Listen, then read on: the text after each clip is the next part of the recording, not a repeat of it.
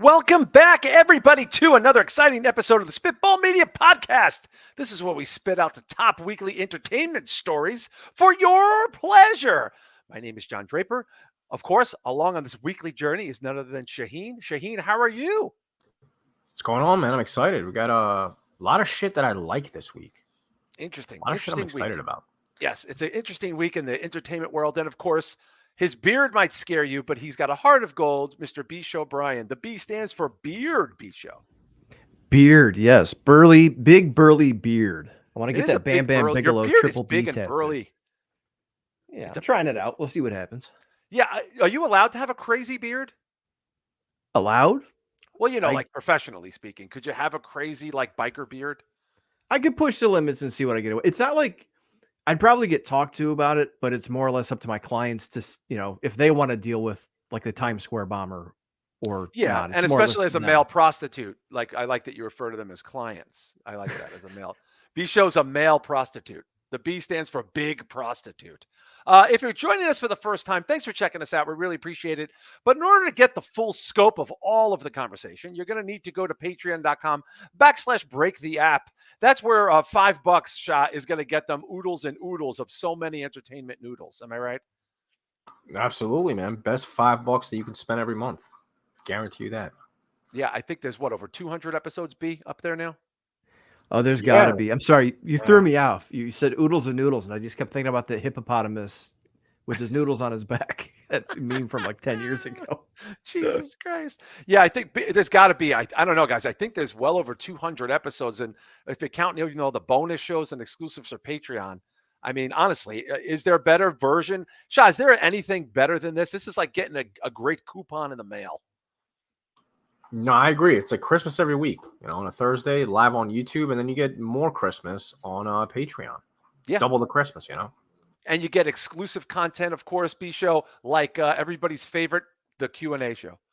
Q&A is amazing. It gets better every week. And I have to say, I did peek just because we like to get an idea, not of the questions, but of like how many and, what's in store. And there's some good ones in there, and there's quite a few. So there's still some time to get your questions in.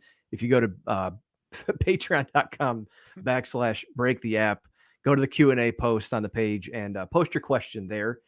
Members only. You got to get a special jacket and all that shit together, man. Yeah. It's kind of like that special jacket. I had many members only jackets because I was alive when you guys weren't. But thank you to the many Patreon friends there that have been keeping the lights on in this place, especially through the transition in the entertainment world. We're having a great time doing it. And please consider going to patreon.com/break the app. You get tons of exclusive content. B Show dropped a hell of a bonus show there a couple weeks back, didn't he there, B? Well, thank you. Yeah, it was this weekend. I did end up doing an hour. It's one of those things where I started out going, what am I going to talk about this week? Because we talked about quite a bit on the show. And then once I got going, it just was like thing after thing. And it's an hour, a little bit of, a mini spoiler-free review of the first few episodes of Ahsoka. There's a lot of wrestling talk with the Punk thing in there. So yeah, go check it out. Yeah. And of course, we'll be doing the Q&A show at the end of the month, Shah. Is it still your favorite? I know that's Shah's favorite show. Always has been, man. I like not knowing, especially since B Show was back and I don't have to read the questions. Mm-hmm. I'm clueless as to like what the questions are. So I enjoy that aspect. Is that usually because you're tripping on shrooms? Always, yeah. Not literally though, please. Not literally. No. But he likes the shrooms. So yeah, thank you to the many Patreons. We really appreciate it, and we look forward to your questions every month. And please, you got to hit that subscribe and like button, don't they, B Show? They got to go ahead and start doing that. Yeah, because as much as we love YouTube, it kind of sucks when you're putting content out, and unless you hit the little stupid fucking Hunchback of Notre Dame bell, you don't get notified when new shit pops up. So if you want to know like when the live streams start without having to go to social media, then just go to YouTube / I think it's still Break the App. Might be Spitball Media. We'll have to check on that. But go check us out. Follow this link to the YouTube page. Just hit the notification bell and you will be the first to know. Yeah. And of course, hello to Cleric of Chaos. He just jumped in there a few minutes ago. And nice to see you, Mr. Cleric. So we're going to bring this up because we don't know what tomorrow brings. There's been incredible developments as far as the Hollywood WGA strike. For the past few days, the heads of the big studios have been meeting with the union organizers, and they feel like they're close to a deal. None of this is public as far as what they're actually coming to the table with. But there is incredible progress that's been reported all around, and we honestly don't know if this is going to end. We're talking specifically, though, about the writers' strike. Now, the SAG-AFTRA strike, they struck in solidarity, but the only reports that have been coming out in the last like 24 hours that have really been like dominating the entertainment landscape have been the writers, specifically the writers. Who, guys, did you know it's been over 120 something days? Can you believe that shit, Cha? Like, there's been no one has written for studio projects in like literally like over 4.5 months. Yeah, that's pretty insane. I'm really curious what comes out of this. You know what I mean? Like what the terms are. Because I'm really curious to see if they would count this as a success or a failure, just like we talked about a few weeks ago. Because I don't know, man. This is either going to be very beneficial to them or they're just never going to fucking try this again because it was a failure. But we'll see. Yeah. I mean, this is a breaking now. Obviously, B-Show, like, they're not talking right now. They're not having but they had talks today with the 4 major studios, the 4 biggest of the big B-Show, like the 5 families. Yeah, man. I was reading that they were prepared to go into the night last night. So who knows what they're talking about? And then I heard Guillermo del Toro is going to sue because of or they're going to sue ChatGPT or something like that for plagiarism. Yes, including George R. Martin, a whole bunch of people. They're all getting together to sue because of ChatGPT. So we don't know what the fuck is going to happen with that too. It's just incredible how all this is happening. On the shortly after we launch an entertainment exclusive podcast, huh, Shah? Yeah, I think what's more incredible is how fast artificial intelligence is taken over and kind of being incorporated into everything now and every conversation. I feel like, especially the creative world. I mean, Hollywood. I think which movie did they just announce that the reboot is just going to be done by AI? Oh, I don't even know. Let me go through my messages. Whatever it is, it might have launched the. Oh, Bright. It was Brightburn. Brightburn 2. Yeah, yes. That one's gonna be. Brightburn is great. Have you seen it, Shot? It's fucking fantastic. No, I've never seen it. I heard it's like a devilish version of a Superman or something like that. Yeah, no, it's hard, dude. Right, B-Show? You liked it, didn't you? I never saw Brightburn. Oh, guys, you got it. I'm telling you, it is hard as fuck. It's literally, it's like if Superman, it's really like if Superman, it's an R-rated movie, but it's like if Superman came here as a child and just decided I need to kill everyone here by the end of it. like the kid is evil. He hurts other children. He's murderous. I am not dude. The ending is fantastic. It is like there's a credit scene. James Gunn produces it. You guys really, really got to check it out. Slave Cheeks, what's up to Slave Cheeks? But yeah, they're going to do a sequel. I'm surprised they didn't have that sooner. But yeah, I don't know. I mean, this again, Cleric of Chaos brought this up. It seems like one side is caving. I don't see the studios caving. I don't know about you two, but I don't feel like it's going to be a big give from the studios. If we have to make a prediction now in case it did end, and we will see details, and obviously if it does end, we will have a huge a conversation about this next week because it's going to dominate the landscape for the most part. Shah, if you had to pick who's going to come, like, do you think they gave in? Honestly, I don't think it's going to be a give and take situation like Cleric said either too. Well, I think if one side is giving in, it's definitely going to be the writers giving in. I don't see the studios, man. The studios are too big. These conglomerates are ginormous. They're not giving in to anything. I'm like I said, we'll see. I guess this week, right? Yeah, it's probably could happen over the weekend. I don't know. Yeah. B, what do you think, B? If you had to guess, I would imagine the studios are going to agree, like in principle, to scale back the AI. To agree to pay people at least for royalties and still digitally scan people. Well, that's the actors. We're talking about the writers. The writers we're talking about. Remember, there were writers saying they got paid like $400 for feature films. Yeah. See, like I don't see this thing like not just the UPS, but like the auto industry's on strike right now. Yeah, Ford is on strike as we speak. And I don't see them having the same leverage because as we're going to talk about in a few minutes, studios are just re-releasing movies that they've released in the past. Yeah, They're putting up crazy, big man, numbers. with So no shame. With no shame. yeah. Shout out to Chuck. Chuck brings up the Cape in Brightburn. You guys really need to make that. I am telling you, it is a hard balls movie, man. Hard, hard, hard, hard. I wish I would have saw it in theaters. Yeah, we'll find out. I mean, look, like I said, we will do a deep dive, but just in case it does end, we wanted to put this in the front of the show because there's a lot of reports saying they're very close, and we honestly don't know what this is going to mean for the SAG-AFTRA strike. Who again were striking in solidarity, but these these are the people that had the AI demands, the screen, the scanning of the likeness and all that stuff, and the royalties.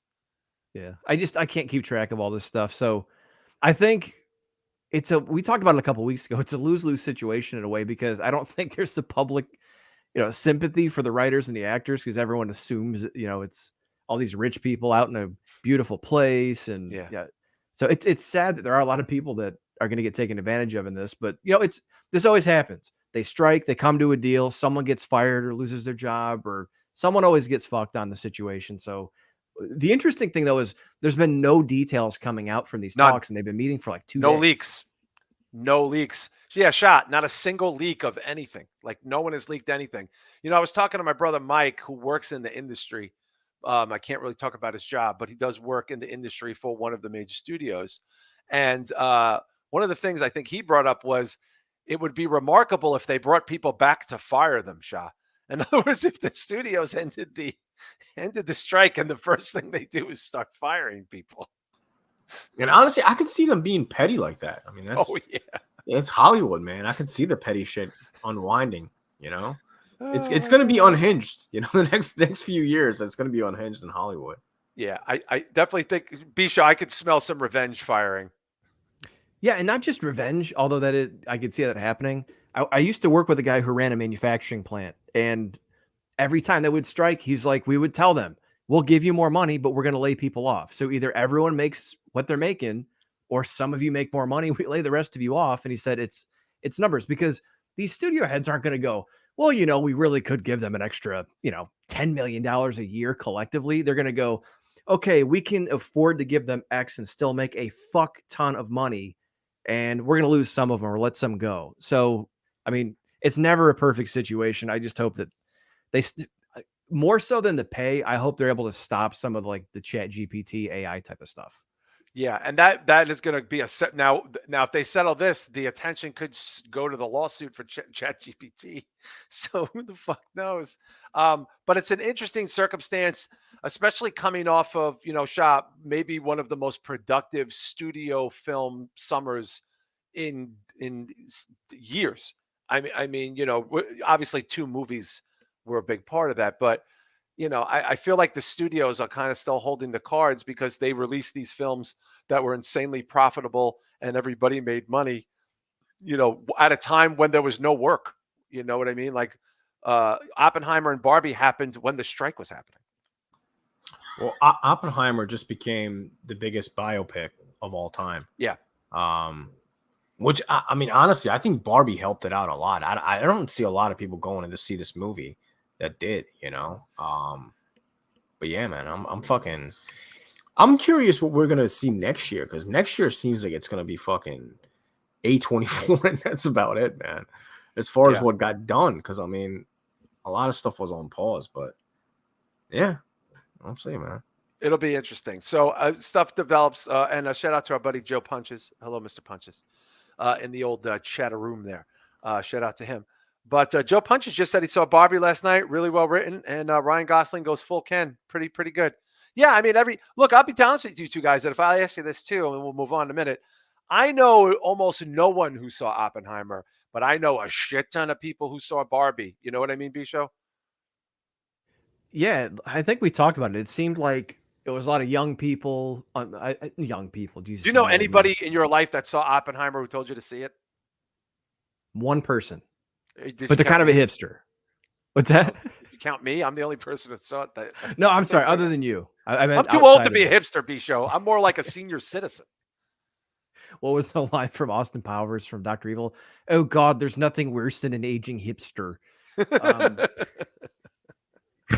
Oh, I snorted. So sweet. live podcast, people. Yeah. Anyway, yeah, I don't know. I didn't know anyone other than like you and one other person that saw Oppenheimer, but everybody saw fucking Barbie, and Yeah. everyone said it was good. So I don't know. Yeah. What about you, Shah? Do you know anybody who saw Oppenheimer? But I bet you know many people who saw Barbie.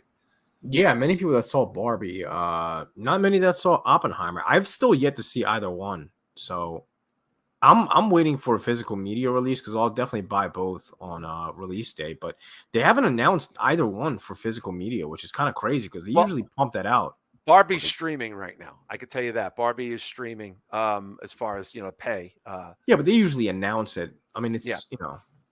even if they're putting it out for December, they would announce it by now, which is kind of Yeah. even Indiana Jones. Like Indiana Jones still doesn't have a release date. I don't know what the fuck's going on with that movie. Really? But yeah, dude, that does not have a release date. Well, it did well on streaming. They made a good portion of the money on streaming. You saw that too, right? B-Show, like when it went streaming, it did very well. Yeah, it was the #1 streaming movie at least over one weekend. Yeah. Yeah, for sure. Now, shout out to Kevco TV. He said Oppenheimer was a 3-hour film that felt like 90 minutes. Yeah, it didn't. It did not feel like 3 hours. I will say that. But it'll be interesting to see, like what Shah says when they announce these dates. How will they do? Will this spill over?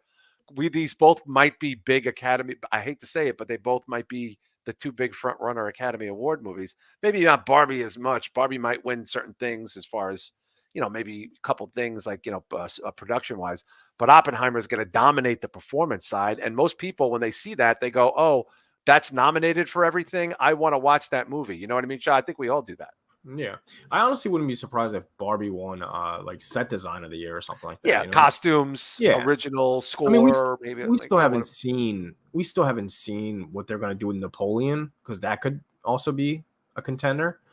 Yeah. But Barbie, when they announced that on like Blu-ray and 4K on physical, like that's gonna fucking sell a lot. Yeah. Oh no, it totally is. It 100%. I'm sure it'll get a Target exclusive, Walmart exclusive. Every store is gonna have their own exclusive. They'll make it with figures. I could see that. They would be stupid not to make it with dolls. Funko Pops and be ridiculous. I don't know if an Oppenheimer Funko Pop would work, B-Show. What do you think if we did the Oppenheimer Funko Pop?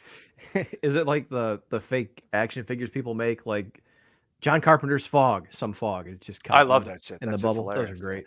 Yeah, they can do like we discover the Rocky Dennis? No, I've never seen the Rocky Dennis. I thought we talked about that. Oh, did we? I don't remember. I'm sure we did. I thought it was real at the time. I said I wanted it. Joseph Mara, what's up, Mr. Mara? So yeah, but one thing before we move on, Shah, I wanted to bring this up. Paul Thomas Anderson, I'm a fan. I think we all might be in some form of another. I think There Will Be Blood might be one of the 10 best films of all time, actually.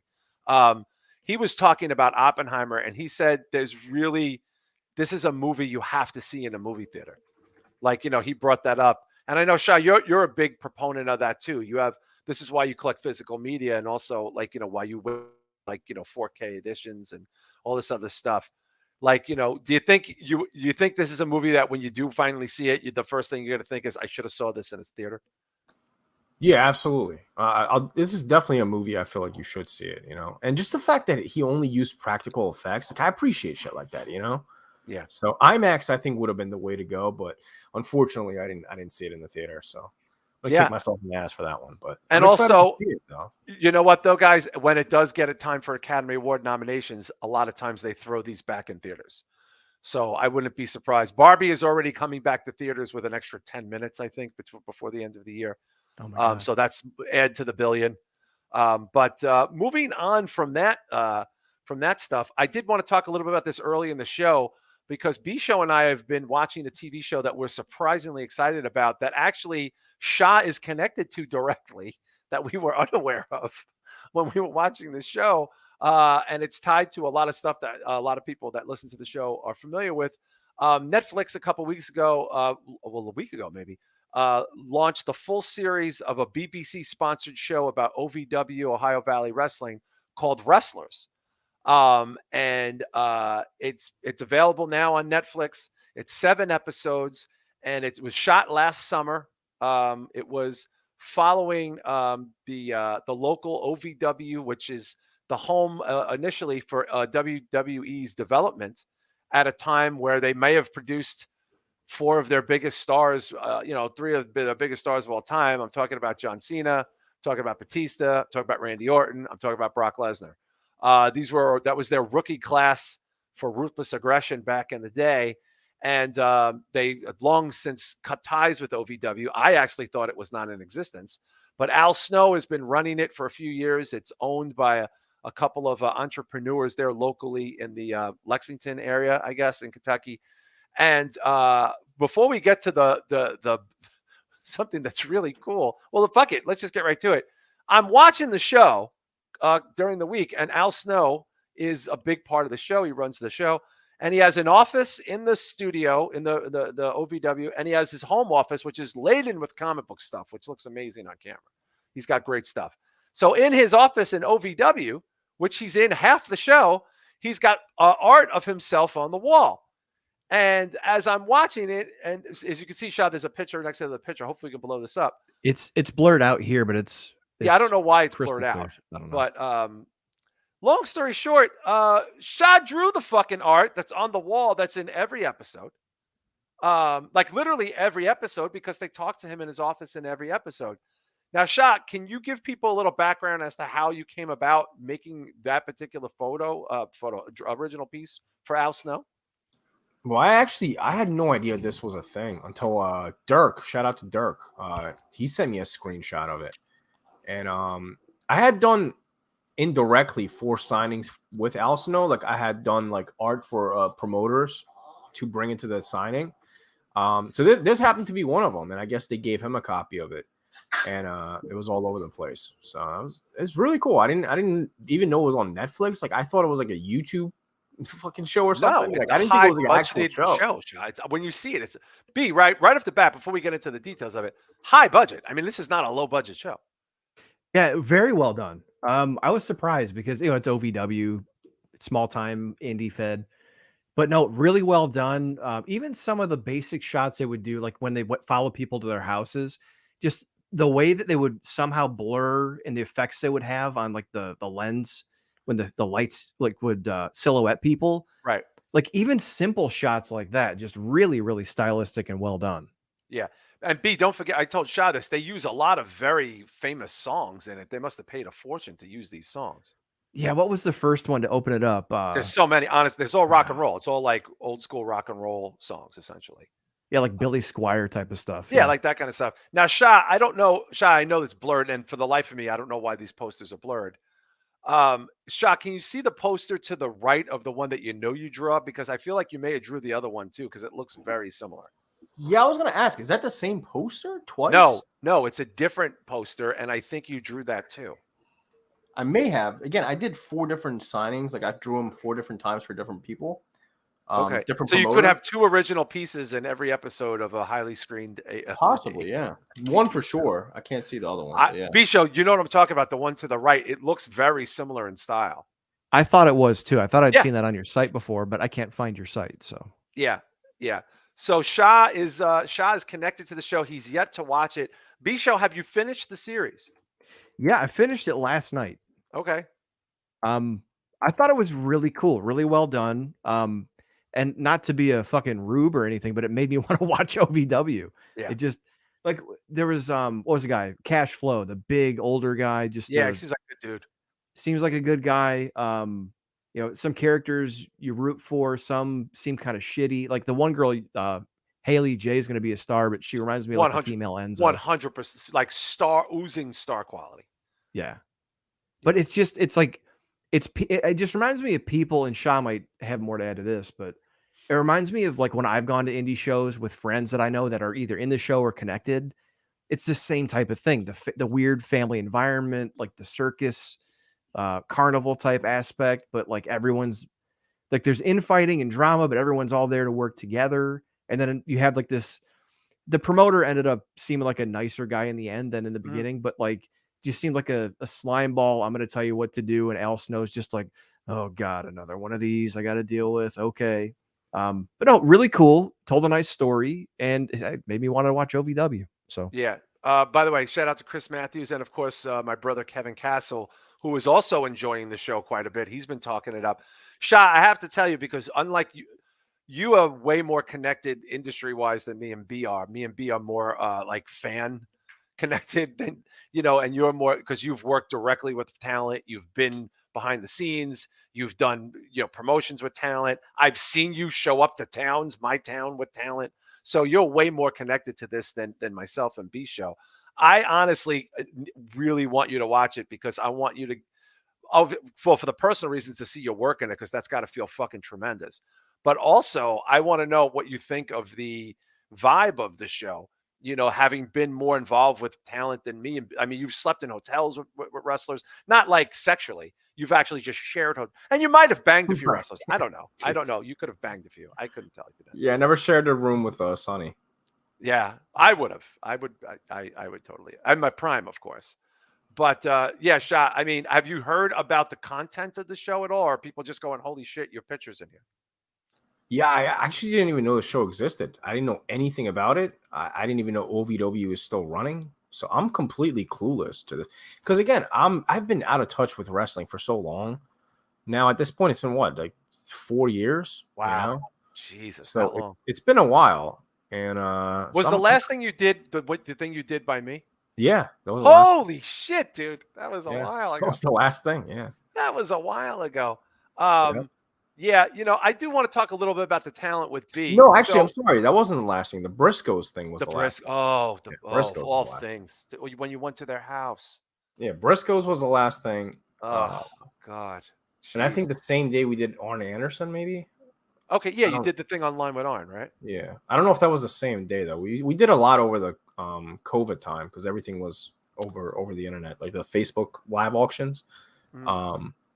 But yeah, Briscoes was definitely the last one that I can remember. Got to say shout out to my buddy Marquise, of course.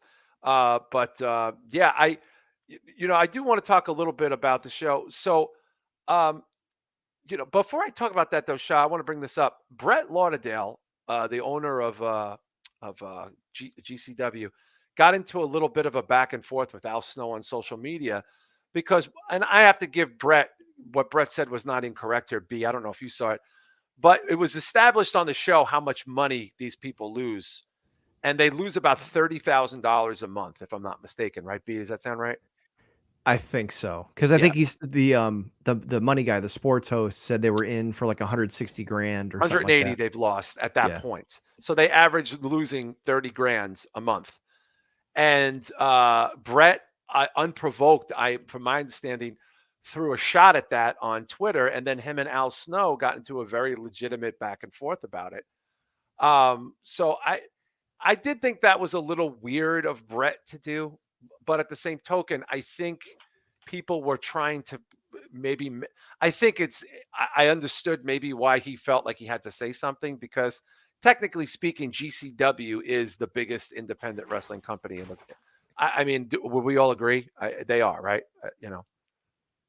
Well, I've known Brett for a long time, and he's very outspoken, man. I don't think he has any personal issues with Al Snow. He's been outspoken about a lot of different companies. So I don't think there's anything personal behind it or any reason why he took that shot. It's just that's just how he moves. That's how he is. He talked about CZW for years. He talked about ICW. I mean, he's talked about everybody. Yeah. So yeah. Did you happen to see that? I know you didn't see it, Chad, but B, did you happen to notice that on Twitter? No, I've been staying off Twitter a little bit unless I share stuff here or there, like other people's stuff. Just the Twitter drama just always seems like rage baiting. And look, maybe if he's jealous, he has a right to be. Because because they're getting that. Yeah, exactly. No, go ahead. I'm sorry, B. You're absolutely right. That's what I was thinking, though. I was going to say OVW. No one's really talked about OVW in years since Cornette wasn't associated with it anymore. Al Snow used to run a gym in Lima because he's from Lima, not too far from me. And after he closed, I think it was Body Slammers, he bought into OVW, and you haven't heard anything about it. Nothing. So for Brett Lauderdale, who's been a successful promoter, who's had ties to AEW, which is the number 2 they mentioned several times, I could see him being kind of, have his ass chapped about it because he's working hard. And he's, if you think about the people that are there right now, who's that? Bad Boy Joey Janela is still there. Well, he owns it, right? Shah, is that like, is that kayfabe? No, Joey doesn't own any part of GCW? No, not at all. Okay. I thought he might have. No, it's just Brett. Okay. But I mean, Brett's got ties to everybody, man. I mean, he took pictures with Stephanie backstage at WrestleMania. So I mean, he's got ties. No, he did. WWE. Yeah, he did. Yeah. Well, I their personally, AEW relationship is long Yeah. dead. Like that's Yeah. not happening. I mean, I personally, I remember 2019. Brett hit me up on a random night, just texted me, and he was like, "Yo, are you free tonight?" And I was like, "Yeah, I don't have anything to do." And he was like, "Yo, I got an extra ticket to like I don't know, it was a show in it was a WWE show in Jersey. It was a house show, and we got front row tickets for that." And I met up with him, and it was just him and I, and we went there. So I mean, he's definitely got like some ties to WWE. Yeah, but you know, but B Show hit on the head. This is what I was thinking when I saw it. You know, if the if the Mets were in first place and the Yankees were getting all this press because they're the Yankees, if I was on the Mets, I might come out of my face a little bit and be like, we're in first place. I understood what Brett was trying to do. And by the way, what he said was not really wrong.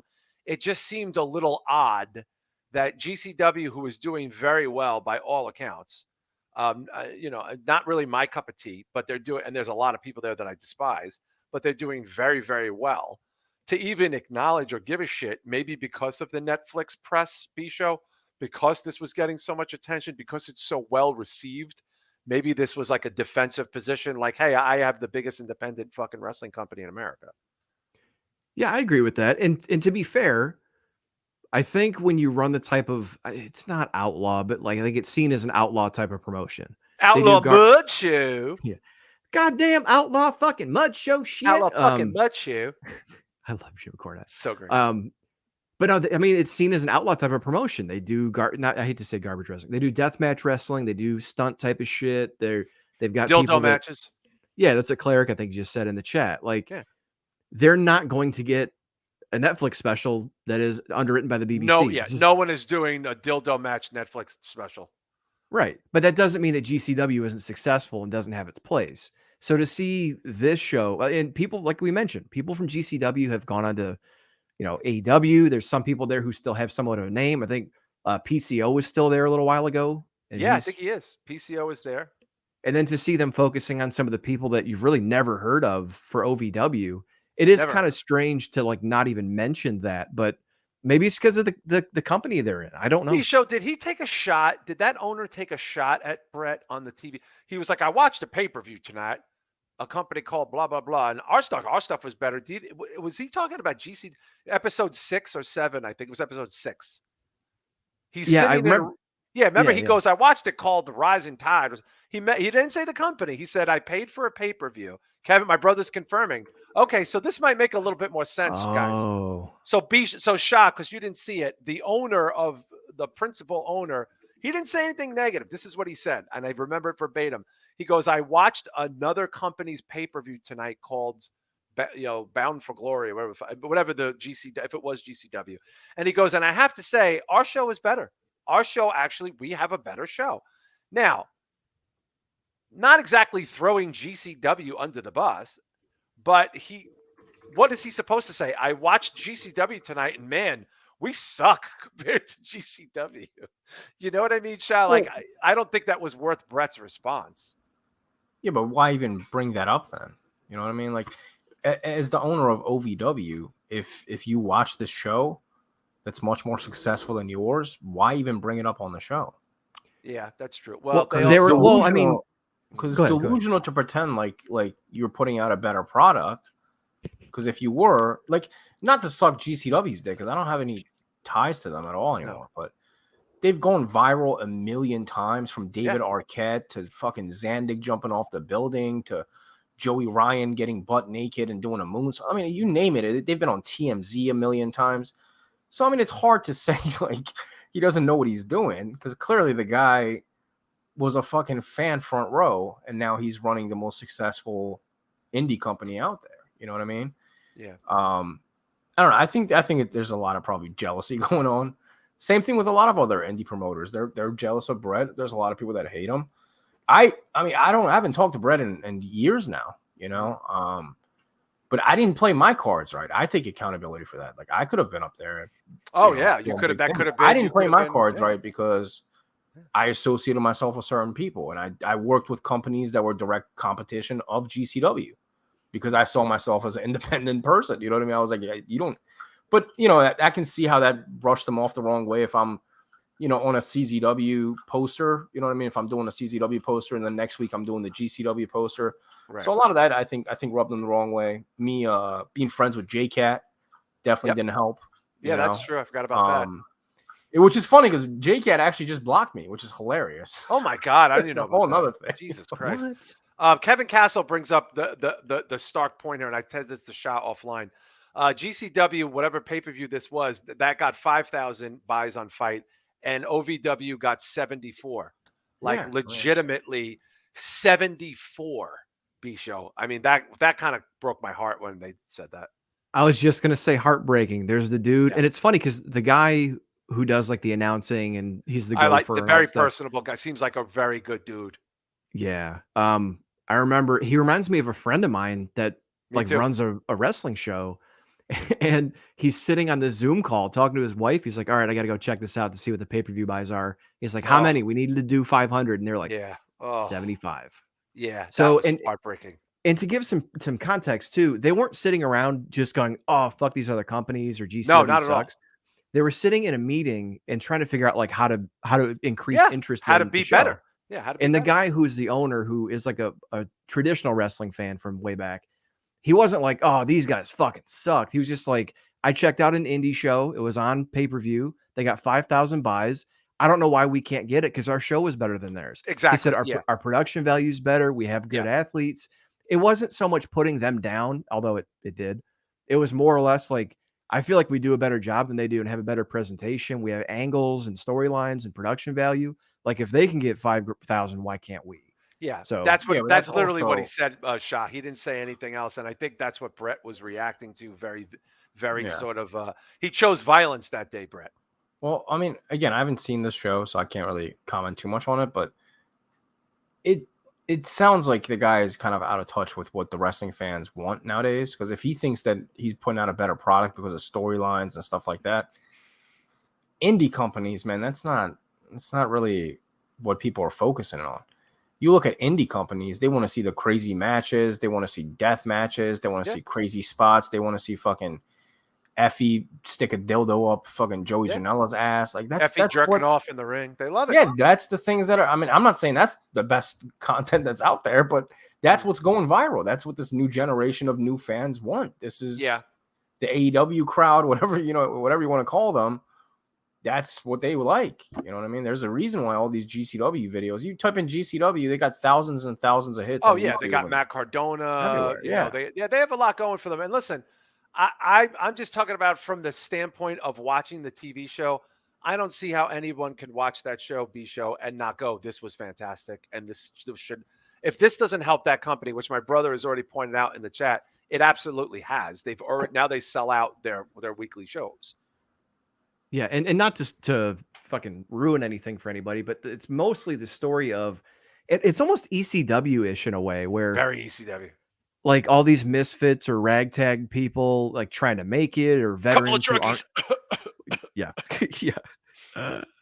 Oh my God. Are you saying GCW is like ECW? No, the show. No, the show. OVW. Oh, and I'm not saying I would argue that GCW is the ECW of today. Really? They are. I just meant in the spirit of it's these ragtag people, a bunch of which probably aren't going to hit on the big time. Some have been around a long time, and they're just trying to like make this work, and it may fail, and they're all going to have to find something else to do. Most of them are working day jobs trying to like fix their habit, and that's the whole point of it is shit. Sometimes we draw 300 people, but sometimes there's 20 people here. Like we need to build this, and then by the end of the show they're packing the house. It's really cool. Yeah, I really think, I'm telling you, I think you would really get into it.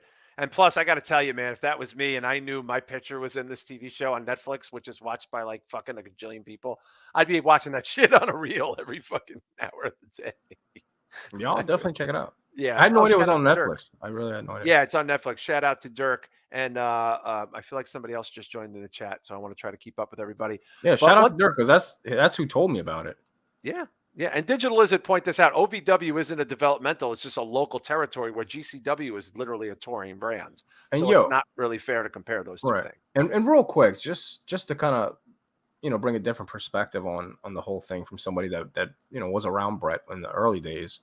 I remember when, like, he's different, man. Like, he's one of those guys, like, he reminds me of like a Paul Heyman, because like he's a guy that gets the most he can out of somebody that you wouldn't expect it. Like when Paul Heyman brought in Arn Anderson and Bobby Eaton and shit to ECW, people were like, how the hell how? Right, yeah. Why is Sabu and fucking Arn Anderson in the ring? Sabu fighting Tully Blanchard. Yeah, like, why is this happening? You know what I mean? Like, yeah. And then later on, you found out it's favor for favor, and they owed him, whatever the case was. But he took advantage of situations, and he knew where to place himself and get the best out of situations. Brett is the same way. I remember their second or third show, he realized, okay, like just doing death matches is not going to work. Like I'm going to have to bring in some guys. He brought in Scott Hall, right? Brought in Scott Hall, and Scott Hall smashed light tubes over Joey Janela's head or somebody. I forgot who it was. But that was like the first piece that kind of went viral after the Zandig thing. How did he get that? I don't know, but I'm assuming he had Maria Manic around him the whole day. You know what I mean? Because that's who managed Scott Hall to the ring. Oh, I'm thinking like, yo, maybe they knew Scott Hall. This was like a selling point for him. People went crazy too. Yeah, he's smart. He's smart like that. You know what I mean? To know like, yo, if I put him next to this good-looking blonde girl, chances are he might be a lot more open-minded to doing a light tube spot than versus if I'm like, yo, come out to the NWO music. You know what I mean? So he knows what he's doing, man. Well, I think Shah, I hope you check it out, Shah. Seriously, that's going to give you such a fucking charge watching your shit and seeing how much it's in the show. And also, I want to point this out. And B-Show, I know you're going to back me when I say this. I don't know a lot about her, and there's been some stories about her this week that were very unflattering about some shit she did. But that girl, Hollywood Haley J, if you looks like a can't miss star. I mean, I don't know. And Shira, Shira, who unfortunately, had some shots in Impact, was doing very well. Went to development WWE, did not do well. But to me, like, I don't know, B-Show. My big takeaway was that girl's going to be a fucking star. Yeah, and that's a weird thing. Like, I'm not in the wrestling business or anything, but you watch it long enough, and if you're around like athletes, sometimes like you can tell like the way people move, the way they carry themselves, just the effortless nature of when they're in a situation, like how they react. She's natural in that sense. Watching her communicate and do things in matches that other people aren't doing, and she's only had 3 years in the business. Yeah. And the way you can see that just she internalizes and it just comes out like she knows the business, like she gets it. And there's a lot of people, like Al Snow preaches this, on the show. He's like, don't just do the moves. You got to wait. You got to like do the move and then wait. Sell the moment and let it bleed or let it breathe and then go into the next thing. And she's like giving the same type of advice to people that have been there for 6-7 years. And she's in it like 3 years. 3 years. So yeah, she definitely seems like a prodigy, but she's got a lot of problems. Yeah, she's she to me, like, I don't know, man. Like, I'm not a wrestling promoter, but I smell star quality off that girl. She's got a good look. She's good looking enough. I'd like to see more of her in the ring physically to get that vibe, but talking, believability, attitude, looks. You throw WWE will throw some big boobs in her, and this girl's gonna fucking light the goddamn world on fire. Honestly, like, you know what I mean. But my brother's right. She's got to dump the fucking boyfriend who is like trash beyond trash. My God, absolute trash. Yeah. But we wanted to move on to plenty of other stuff before we get to the Patreon. We got a little bit more stuff to get to here. I wanted to point this out only because we've been hyping this movie up, and I bit the bullet this weekend. And I wanted to touch on some shit that maybe some of us have checked out this week. Obviously, the wrestlers, me and B-Show talked about. Shah checked out a bunch of stuff I want him to get to in a moment.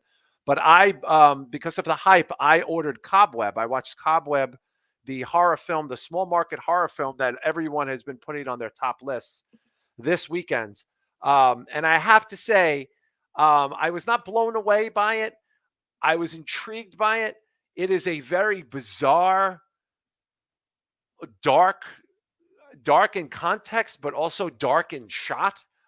I don't know what to say about this movie.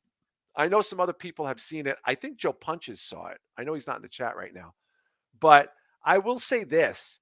I think people should check this movie out because it's very different. It's not what I thought it would be. It's well made, good acting, original story, but I can't wait for you guys to see what the fucking movie's actually about because you're gonna be like, what? I mean, I know we've talked about it on here, Shah, but do you know anyone else who saw Cobweb? No, not at all. Can you give any hints? Like, what is it? A ghost story? Like, what is it? No, it's not a ghost story. I'll say this: it's a monster story. Okay. It's a monster story. How does the creature look? Hard to say because it's so fucking dark. If you can see it's one of those that it's like I thought it was my television. Halfway through the thing, I'm trying to put brightness on. It's a monster movie. It's a monster movie with very good performances, cool music, creepy. Shah, you know who's in the movie?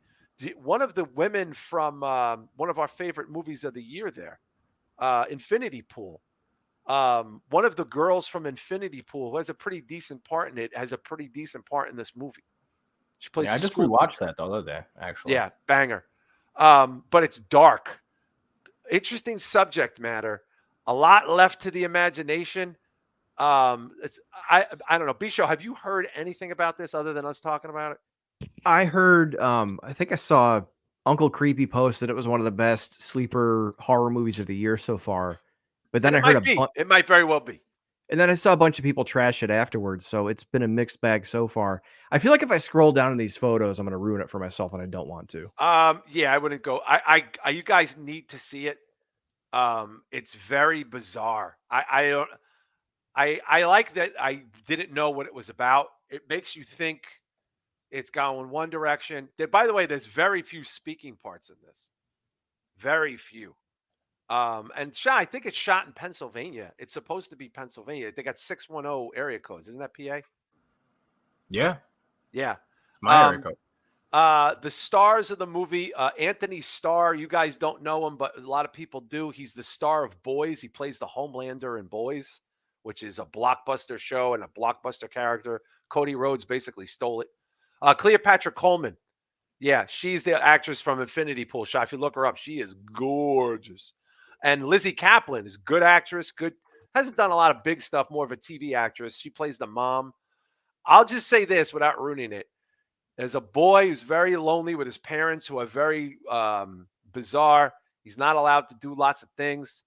Her, Shah, she's one of the girls from Infinity Pool. Oh, she's the guy's wife. Yeah. She's Australian, I think. Yeah. Bisho, this girl's in Infinity Pool.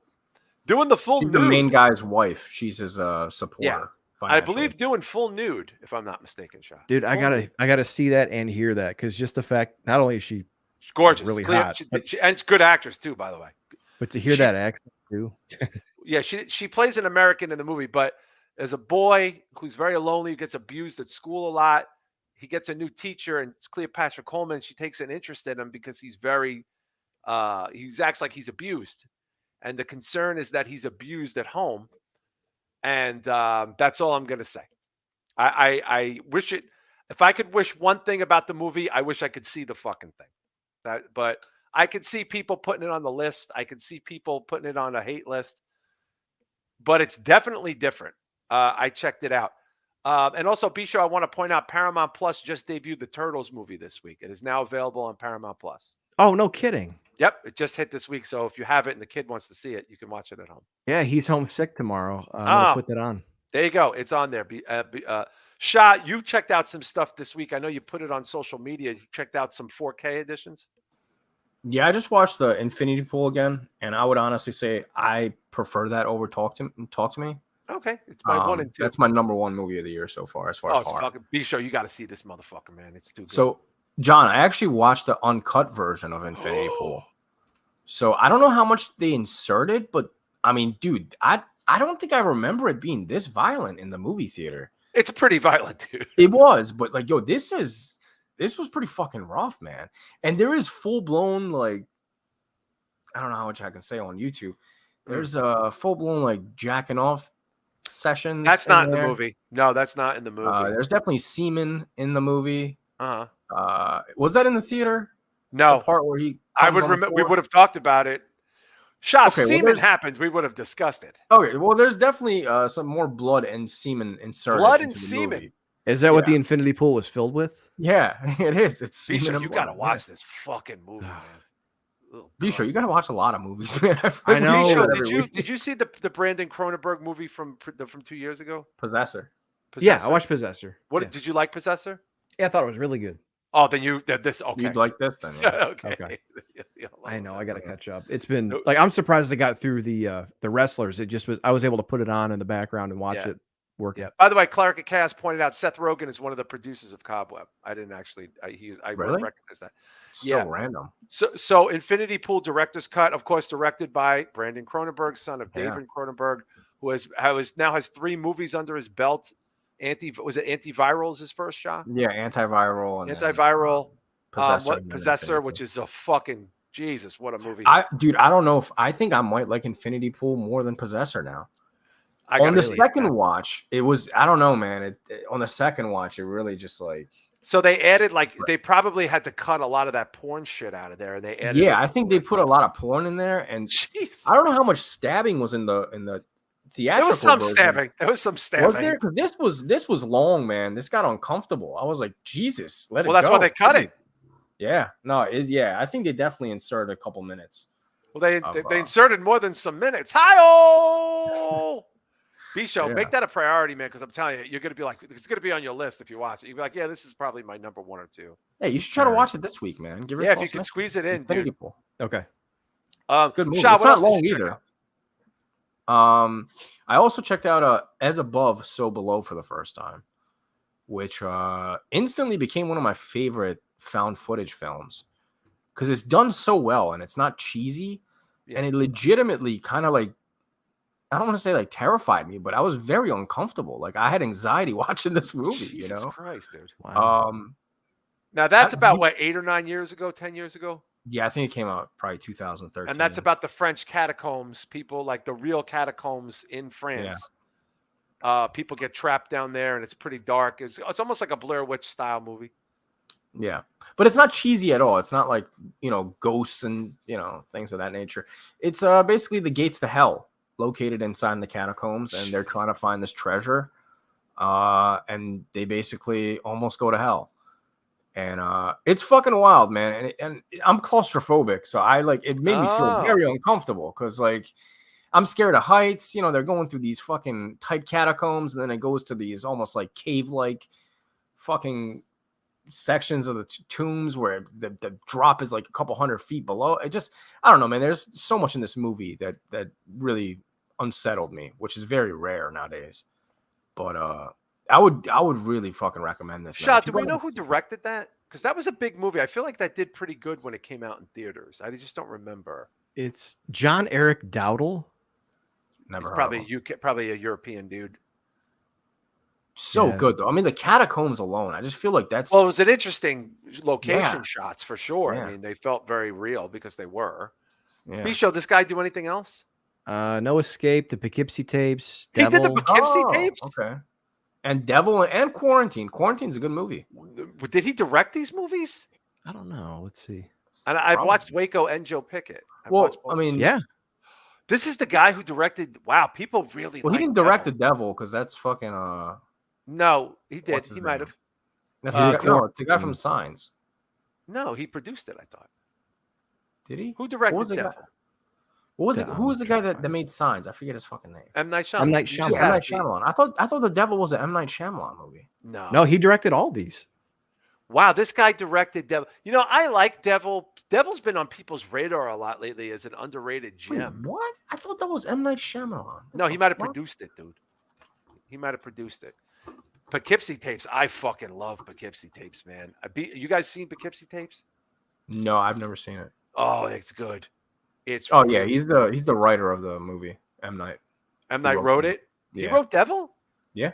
Wow. Have you guys seen it? I've seen it. I saw it at the theater. Okay, you haven't seen it, B? No, it's one of those that every time it comes up on streaming, I go to watch it and then something else comes up. So I don't not like very the good. execution as much as Yeah. I like the concept. And Yeah, the the end. concept is cool. It's not very good though. Yeah, I mean, it's one of these things where the concept, it's basically 5 people trapped in an elevator and one of them is the literal fucking Satan. Like that's literally what it is. Like, Oh, like shit. that's yeah. The whole movie takes place in the fucking elevator. I mean, and then the end is really intense, right, Shah? Like it's a great ending. Well, I got to rewatch it because I haven't watched this since, like I said, it came. What year did it come out in? Because I watched this in the theater. Maybe 10 years ago. 2010. No, 2010. Yeah, More than that. 13 Yeah, years okay. ago. 13 years ago. So I haven't seen it in Jesus. fucking almost a decade and a half. Yeah. Wow, But, this guy's done some good shit though. Yeah, Poughkeepsie tapes. I've heard good things about. It's fucking amazing. The Poughkeepsie. Yeah, tapes. I've heard that one's pretty cool. That's found footage also.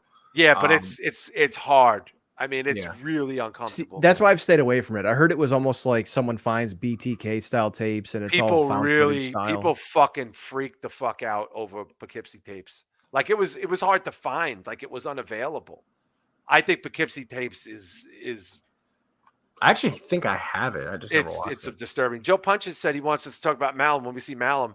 Because Malum. Last Shift I loved. I like the ending the most, but Last Shift is one of the better in the last bunch of years. I'm going to try to watch that. And what else did you check out, Shah?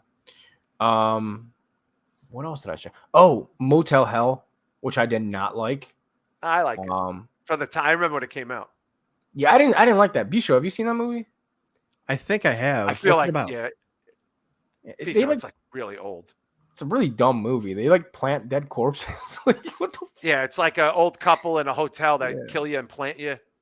Yeah, I think I've seen that. Although it does sound like Poppy's slasher. It's like our 82, 83 slasher, dude. I don't know if I've seen that or if I just reminded of Poppy's from Married with Children when they go on vacation. Because like I did that the other day. My brother, he kept sending me clips from UHF, the Weird Al movie. So I ended up watching that. Michael and Richards I'm like, is in that. Yeah. Yeah. So I feel like I've seen that movie before, but I don't know if it's because I watched it or just because I've seen the music video and it's got the clips. So is Large Marge in Motel Hell? Who's the wife in Motel Hell? I thought it was Large Marge. I'm probably wrong. This is like 35 years ago. Nancy Parsons? Yeah, it's not Large Marge. No. Also rewatched The Exorcist. It just came out on 4K. Oh, how was that? Holy fuck, man. It makes it look like a brand new movie, man. Really? It looks like that movie. It looks so good on 4K now because all the fucking purple and everything else is exaggerated now. So it looks so good. But B-Show, look at the fucking pig head with the chainsaw. I mean, this is dope OG slasher. Look at that, yo. Like I feel like I've seen this before, but I have no recollection. Shah, you didn't like that throwdown with the pig's head with the old man and the fucking sheriff? That was great. Yeah, it was all right. People like I don't know. I guess I was just expecting more because it seemed like it was one of those movies that I had missed out on that everybody hyped up. And when I watched it, I guess 1980. Yeah, 1980. The balls of this movie to be like this in 80, dude. No, it's pretty decent for 1980, I guess. I thought it was done later in the 80s. Wow, and it got the titty things in it. I mean, look, it's very. I remember buying the Fangoria with it on the cover. I love the idea with the pig's head B-Show. Isn't that just fucking so nasty? Yeah, in fact, didn't they do that on Wrestlers? They were filming the cinematic match with the trailer. They did. Yeah, it was like a ripoff of the Wyatts and all that stuff. Yeah, but way before Saul, also. Yeah, this is. I mean, yeah, this is considered. I gotta say, guys, I think this is considered a cult classic. I'm serious. I think this might fall in cult classic categories. Joe Punches is pointing out Devil was great. Chris Matthews said Poughkeepsie Tapes is messed up, and people are talking about The Last Shift. Yeah. I have you guys started? Because I know Cleric has brought this up too. Have you guys started any of your horror for the Halloween season watching yet? I have. I've been trying to watch as much. Like I'm just trying to catch up on the movies I bought, man. I have so many things that I just need to watch that are classics that I've never seen. Like I hadn't seen Maniac until last year for the first time, The OG or the remake? No, the OG. Yeah, that was the first time I saw it. I thought you liked the remake. No, I've never even seen the remake. B-Show likes the remake, right? No, I like the original. You like the original. Okay. You always talk about the remake saying it's pretty good. It's good. It's fucking really good. It's not, I mean, to compare the two is so unfair, honestly, because the grittiness of the New York backdrop and was it 80 B-Show? 81? 80 or 81? Yeah. To compare that to LA 2013, you know what I mean? It's just not internet. Like, it's just not a fair comparison. Are you guys for the Halloween? I'm just curious because I want to see people in the chat say, are you going to focus more on the classics or are you going to try to find shit that's newer that you haven't fucked with? Like for me, I'd like to do a mix of both. I'm trying to bring up like a classic and also bring up like I watched Cobweb. I'll try to watch Malum this weekend, but I'll also try to sneak in, maybe like an 80s slasher. Like, I really need to watch Prowler again. Like, Shah, what do you go back to for Halloween? Is it you're trying to catch up on the classics that you bought or the newer shit that you heard was good? I always go for the classics because I feel like that's more of a Halloween vibe. Like I can't watch like an A24 horror and it doesn't give me the Halloween feel. You know what I mean? But if I watch like Pumpkinhead or The Blob, like that gives me more of that itch. I just got the Saw collection, 1 through 9. Wow. So I'm gonna try to watch some of the Saws because I missed a few of them. So I'm gonna watch a couple of those. Although that's not very Halloweenish either, I don't think. Well, it will be this year because one of them is coming out at Halloween. Yeah, but I guess just to hype myself up, I'll watch a couple of those. Definitely watching The Blob and Pumpkinhead, like I said, because I got that order that comes in October on 4K. So I want to see what they look. Because Pumpkinhead, man, that movie is not talked about enough. I mean, the fucking practical effects in that movie. That's Stan Winston, holy right? Shit. Is that Stan Winston? I think so. Yeah. Yeah. So good. B-Show, have you seen Pumpkinhead? No, I always think I did, but I'm thinking Rawhead Rex. Rawhead Rex is great. I hate that fucking movie. No, I like the monster. It looks good for Rawhead Rex is great because it's a Clive Barker story, right? In an Australian film. Yes. Is it an Australian film or is it UK? Either Australian or New Zealand. I feel like it's Australian. Okay. A lot of love for the Blob. And they actually shot the Blob here. The movie theater scene is the movie theater by Mr. Isaac saying Tubi is full of the 80s slashers. Oh, for sure. And then Marquise is saying he's got to get his hands on some of these. Chris Matthews is saying he's going old school. He's also bringing up the Blob and Pumpkinhead. Joe Punches says I pull from new and old. B, what are you going to do? You got to go for your Halloweens. You got to go for your slashers. You got to try to catch up on some new ones. I got to catch up on the new ones, but I usually I like to watch the classics around Halloween and then watch the newer stuff throughout the year. So I did, just because I was letting it play when I was working the other day, I watched some of the Halloween movies in the background. And then Friday the 13th ones at the office today. But I'm trying to think, there was something else I watched too recently. I was trying to find some of the Hammer horror movies just because I haven't seen all those, but I couldn't find them. I don't know why. I know we were supposed to get like 150 different horror movies on Peacock, and there was a bunch there. But for some reason, I can't find the old Universal ones either, like The Mummy or Invisible Man. I think that if you remember, I think they're piecemeal. So like they're coming out, they're staggering them. And of course, Cleric is saying he's looking for the good classics. And Joe Punches is reminding everybody what we said, Joe. Tomorrow, No One Will Save You. So this weekend, I'll watch No One Will Save You for sure. And I'll probably back end it with a classic. Maybe what we'll do, guys, for the first week of October is we'll drop some Halloween, some non on the nose Halloween recommendations. What do you guys think? Maybe the first show for the first week of October, where we bring in the not very specific Halloween horror movies that we think people should watch. Yeah, I think I would love to do that.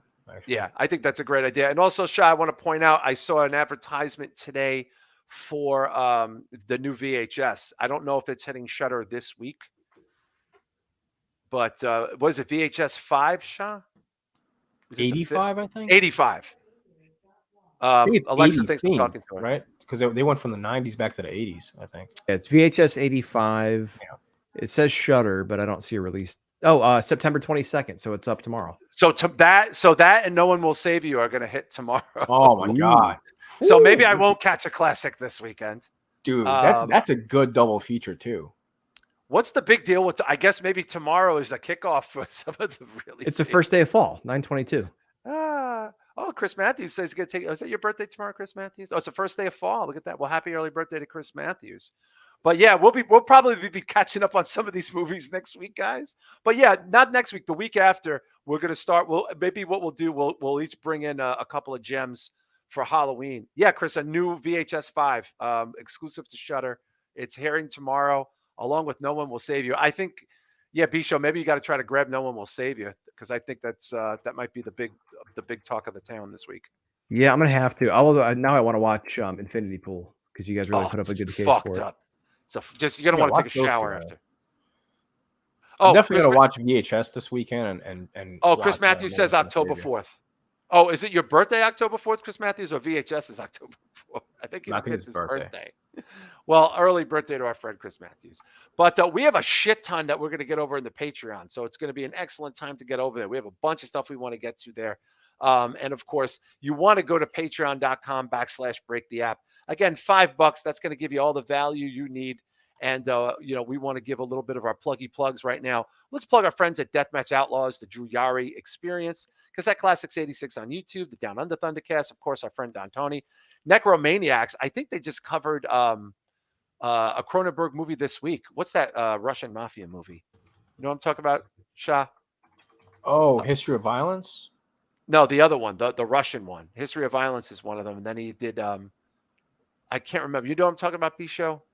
It's Viggo Mortensen. Eastern Promises. Eastern Promises. Yeah, I think they did one of them. I forget, but it's a history of violence. They did a history of violence, which is also a comic book, which most people don't know. It's actually it's Vertigo DC. That's one I haven't seen yet. Fucking awesome. You need to check that out. I have Eastern Promises. I've never seen. Love Eastern Promises. Vincent Cassell is in that. He's the co-star. Would I like it? I heard it's not. Yes. Like it's good. It's a fucked up movie. We have the Human Experience podcast, of course. Ringsiders is coming back. Our friends from the UK will be making a triumphant return. So shout out to those boys. Mojo and Dirk's Most Dastardly Show. Of course, the Garden of Doom. And we have the Old Guy Metalcast, funkbetty.com. Shout out to our good friend Ronald Anderson. MJW Games, Cherry Jesus on YouTube and his band Kaiser. Shout out to him. Red River Podcast and good friend Sam and his band Playing Dead. Bayou Geeks, that's Batty316, and of course the High Marks Podcast, Midnight Mass Creature Cast, and the Weekly Detour with Anthony Allison and Teddy, and the Guns and Geeks Podcast. Shah, what's happening on Planet Mondo this week? I don't know, man. I'm gonna try to do my Spirit Halloween run. I still didn't do it. So same thing as last week. I'm still trying to do that. I've been struggling for time, so it's hard to get around. Yeah, but I do need Halloween stuff. I do want to deck my house out this year. I've already moved. Like Spirit Halloween has some Mars Attacks exclusive this year. Yes, I saw that. And they have some stuff from Killer Clowns from last year. Wow. Like, so they have a popcorn statue with the small clowns coming out of the popcorn bucket. So I want to grab that one. Love Killer. And there's a snow globe. There's a Mars Attacks snow globe. I do want to grab that one as well. Jesus. So. Damn, that sounds like fun shit. Expensive too. One's like 100. The other one's like fucking $50, $60. Jesus, you can get a Hummer and a snow globe was like $60, man. Why the fuck is a snow globe $60?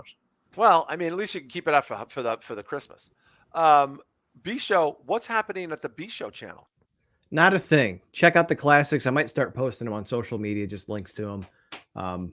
There's some good stuff. Some of it's history, like behind the scenes of horror movies and how they were made. One is, I think I plugged it last time, the Michael Myers mask and where it started, how it looked fucking atrocious by like the fourth movie. And how that happened. It's kind of interesting. So go check it out, bshowbrand.com. And please, people, make sure you subscribe not only to Planet Mondo, but also the B Show Brian channel. And, of course, our channel on YouTube. As we are on YouTube, we're trying to get in that algorithm. So please spread the word. If you know people that love the entertainment industry and talks about movies, let them know. And please hit that subscribe and like button. And we're going to be heading over to Patreon. We got an action-packed Patreon coming up. But we'll see you guys in the free next week on Spitball Media Podcast. Peace. I'm going to go take a